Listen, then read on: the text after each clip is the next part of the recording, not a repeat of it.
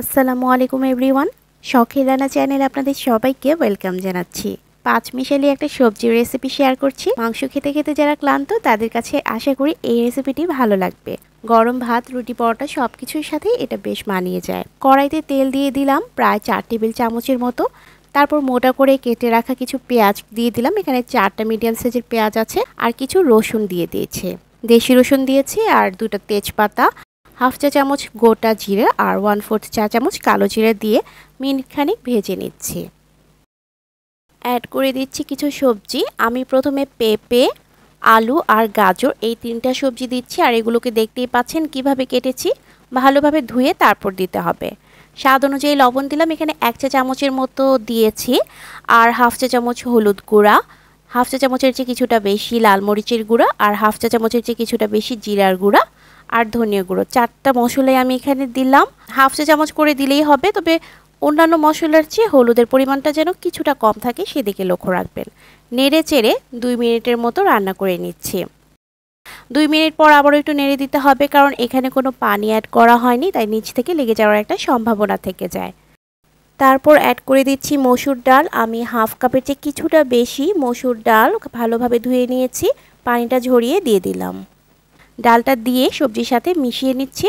তারপর হাফ কাপের মতো পানি দিয়ে সবজিটা সিদ্ধ হওয়ার জন্য অপেক্ষা করতে হবে মিডিয়াম হিটে প্রায় 7 থেকে 8 মিনিটের মতো। এই সময়ের মধ্যে দেখা যাবে সবজিগুলো প্রায় 50% মতো সিদ্ধ হয়ে গেছে। এখন বাকি যে সবজিগুলো আছে সেগুলোকে অ্যাড করে দিচ্ছি। এখানে চিচিঙ্গা দিয়েছি 1 কাপের মতো আর বরবটি আছে 1 কাপের চেয়ে কিছুটা কম। বরবটিগুলোকে আমি প্রায় 1.5 ইঞ্চি সাইজ করে কেটে নিয়েছি। আর চিচিঙ্গার যে ভিতরের বীজের অংশটা আছে সেটা নরম ছিল, তাই ফেলে দিইনি। আর যদি কিছুটা শক্ত মনে হয় তাহলে ফেলে দিতে হবে।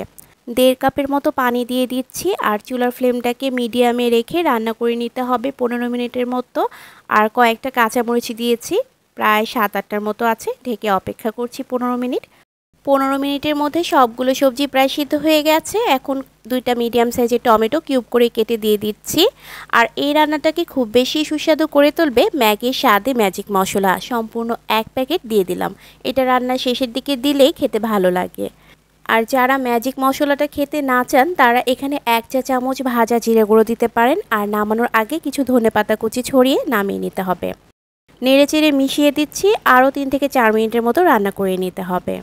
আর চুলার ফ্লেমটাকে অবশ্যই লোতে রাখতে হবে। 3 থেকে 4 মিনিটের মধ্যেই রান্নাটা হয়ে গেছে।